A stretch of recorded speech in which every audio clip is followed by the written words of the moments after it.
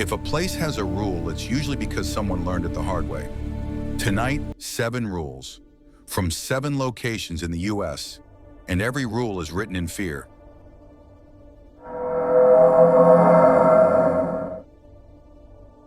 If you ever drive down Suscon Road late at night and you see that old railroad bridge over the Susquehanna River, do not do what the locals dare each other to do, because the ritual isn't meant to summon a ghost. It's meant to prove the bridge is still hungry. Here's what they tell you. Pull over near the bridge, turn off the engine, take your keys out, place them on the roof of the car, and wait. No music, no talking, just the ticking of cooling metal, and the river moving beneath you like it's trying not to breathe too loud. They say the first sign is the silence.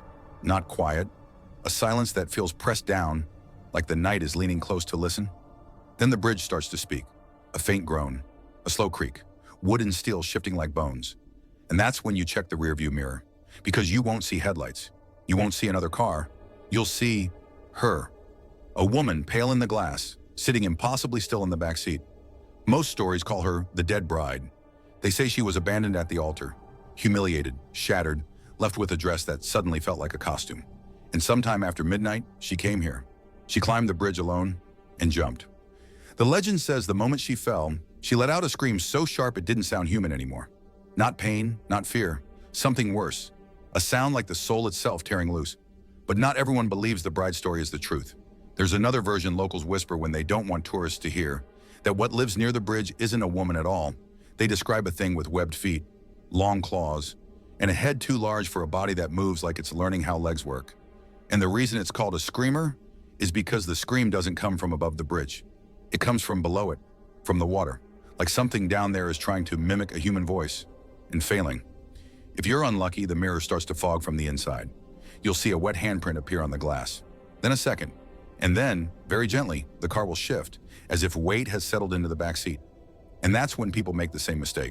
They reach for the keys, except the keys aren't on the roof anymore, because sometimes the bridge gives them back, and sometimes it keeps them. Locals have one final rule. If you see her in the mirror, do not turn around to look, because the moment you stop watching the reflection, she doesn't have to stay in it.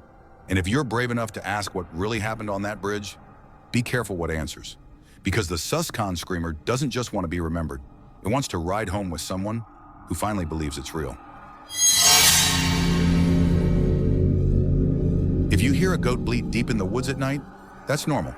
If you hear it right behind you on an empty road, don't look around, don't laugh, just run. In Maryland, there's a legend locals don't tell like a ghost story. They tell it like a warning. They call it the Goatman, half man, half animal. Or maybe something that started human and learned how to wear a different shape. The details change depending on who tells it, but the pattern never does. Late night, teenagers, a lonely road, and a sound that doesn't belong in silence. First it's small, a bleat, too close. Then, nothing. Then your headlights catch movement at the edge of the trees. Not running away, but keeping pace, just outside the beam. Witnesses describe heavy footsteps, and then the scrape, like something sharp being dragged across pavement. Not claws on dirt, metal on road, slow, patient, like it wants you to know it's there. Some people swear they saw horns in the shadows. Some swear they saw a face that looked almost human, until it smiled. And that smile is what breaks people, because it isn't an animal's. It's recognition, like it's enjoying the fact that you finally noticed. Then come the after stories. A dog that won't stop barking, then goes silent mid-growl, a fence torn open from the inside, a footprint in the mud that looks wrong, hoof and heel, like two things overlapped. And the strangest one, a phone call that cuts to static the moment someone says, "Did you hear that?" Because the Goatman legend doesn't survive on one sighting. It survives because people keep reporting the same details. Same roads, same hours, same feeling that you're being followed by something that's learned how humans think. And maybe that's the real horror. It doesn't charge. It doesn't scream. It waits until you're alone, and then makes sure you understand you're not. So here's the rule locals repeat like it's law. Don't go looking for thrills where nobody can hear you. Don't mistake darkness for privacy. And if you hear a goat bleat behind you on an empty road, run. Because the Goatman isn't terrifying only because it might be real. It's terrifying because it reminds you how fast a normal night can become a headline, and how easy it is for the woods to keep the rest of the story.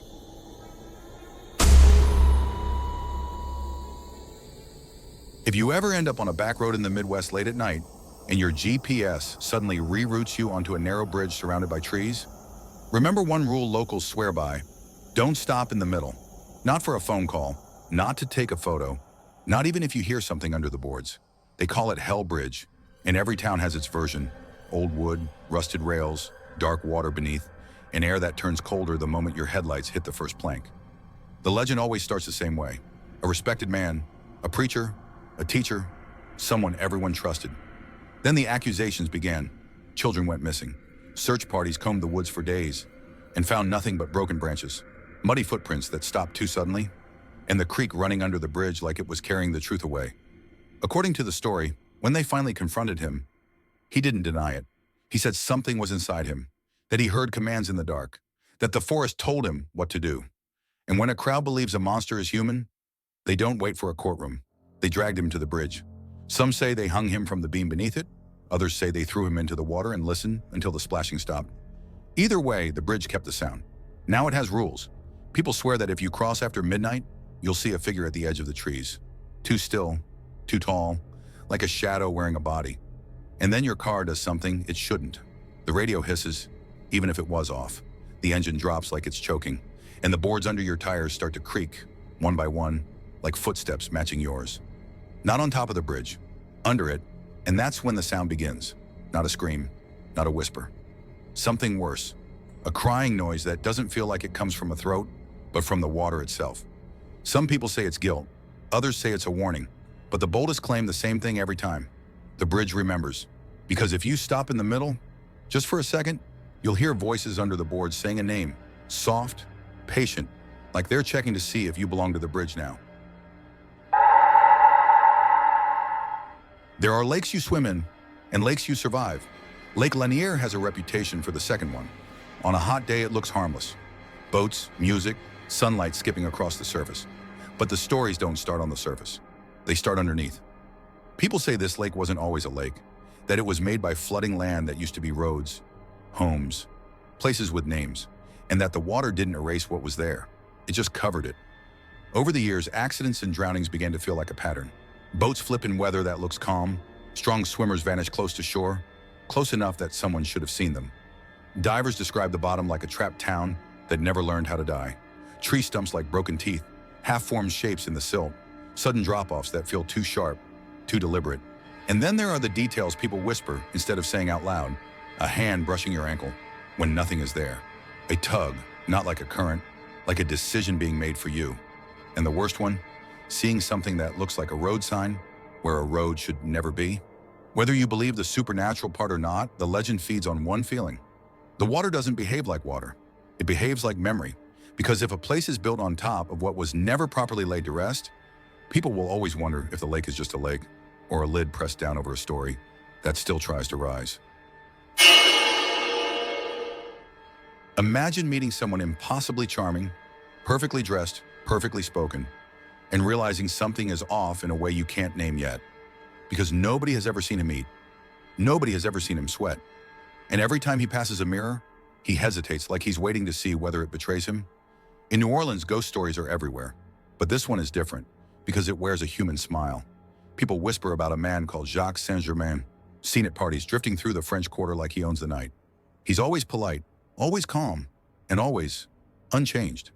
The story goes he'd invite people to private gatherings, jazz humming in the background, candlelight on old wallpaper, laughter that feels too loud for the hour. And near the end of the night, something shifts. A guest gets dizzy, lightheaded, like the room is warmer than it should be, and the air is thinner than it was a minute ago. Then the memories blur, not a blackout, just missing pieces, like someone reached into the night and quietly erased a few minutes. A few accounts claim someone woke up with marks on the neck, not dramatic movie bites, just 2 small punctures. Easy to explain away until you connect the timing. Right after meeting the man who never touches the food and never seems to drink anything except whatever he pours himself. And then there's the detail that turns rumor into obsession. The name Saint-Germain isn't new. Some people link it to Count of Saint-Germain, a mysterious European figure who appears in stories across different decades, always described the same way: educated, wealthy, and strangely untraceable. Maybe it's all myth. Maybe it's just the city doing what it does, making legends out of shadows, turning charm into folklore. But here's why this one won't die. A vampire story isn't really about fangs. It's about trust, about how easily warmth becomes a trap, how easily a smile becomes permission, and how the most dangerous monsters don't chase you in the dark. They invite you in under soft light, make you feel safe, and leave you wondering what you can't remember, and why your body feels like it paid for a night you barely lived. You know a house is bad when locals don't warn you about burglars? They warn you about the attic, because in Quitman, there's a place people drive past without looking up. They say if you stop too long, you'll hear something above you.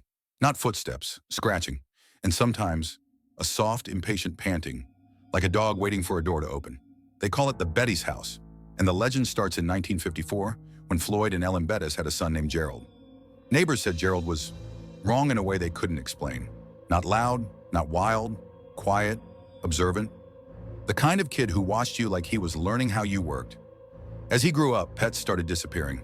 Cats, small dogs, the kind of losses people tried to blame on coyotes or running away. But then the stories got darker. People claimed they saw Gerald bringing animals into the house.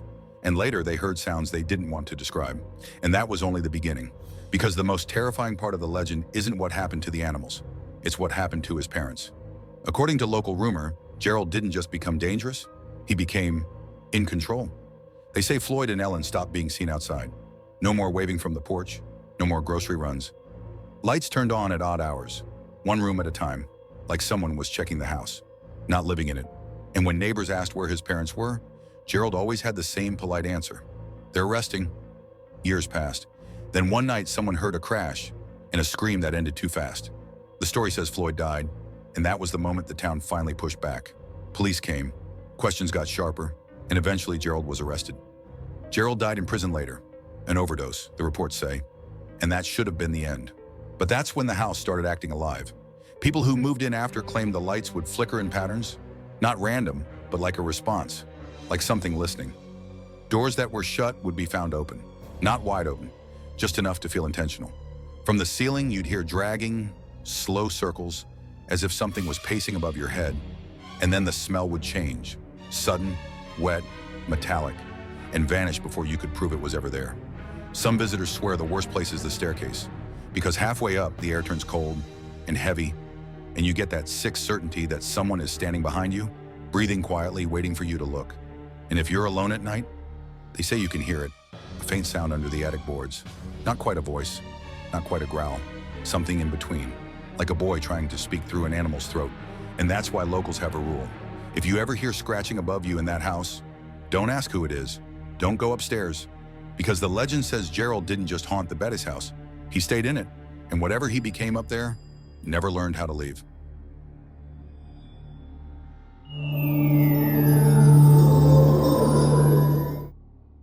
Imagine crossing a fence and realizing the punishment isn't jail. It's that nobody ever proves you were there. People call it Area 51, a stretch of desert in Nevada where the warning signs don't just tell you to keep out. They make you feel like if you cross the line, you won't get a ticket. You'll simply disappear. For decades, it's lived in that perfect horror zone. Everyone knows it's there, and nobody can prove what's inside.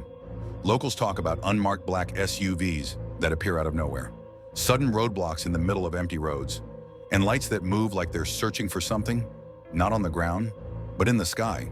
The rumors grew because the silence grew. No tours, no clear explanations. Not even a confident, nothing to see here. Just fences, patrols, and the feeling that something important is being hidden on purpose. And when a place refuses to tell you what it is, people fill the gap with the worst things they can imagine. Reverse-engineered craft, experiments that bend time, doors that open to places that don't belong on Earth. Some nights, people swear they saw aircraft with shapes that didn't make aerodynamic sense, like something trying to imitate a plane, without fully understanding what a plane is. But here's the part that makes this legend stick. Even if the wildest stories aren't true, the base is still real. The restrictions are real. The secrecy is real. And the desert is so empty that if you screamed, the sound would die before it reached anyone who could help you. Maybe the scariest secret isn't aliens.